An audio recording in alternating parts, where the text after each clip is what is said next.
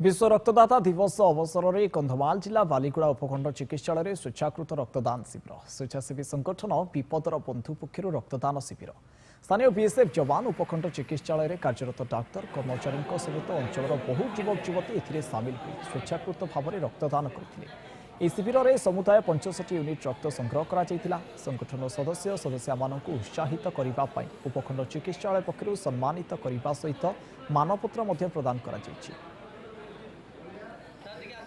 विश्व रक्तदान दिवस उपलक्षे बालीगुड़ा HDSF एक रक्तदान शिविर आयोजन होता से आयोजन में आमको आज एठी आम समस्ते विपदर बंधु परिवार समस्त सहयोग करूँ आठी समस्त को आम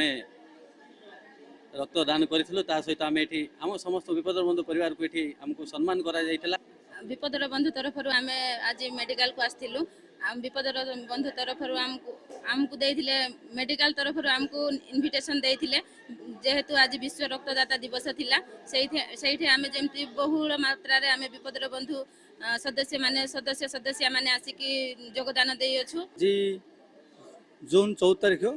विश्व रक्तदाता दिवस उपलक्षे बालीगुड़ा उपखंड चिकित्सालय रक्त भंडार तरफ एक स्वेच्छाकृत रक्तदान शिविर आयोजन करा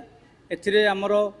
विपदर बंधु स्नेहा फाउंडेशन CRPF एवं बाटालियन CRPF एवं BSF बाटालियन माने आसिक ब्लड डोनेशन करिसंती।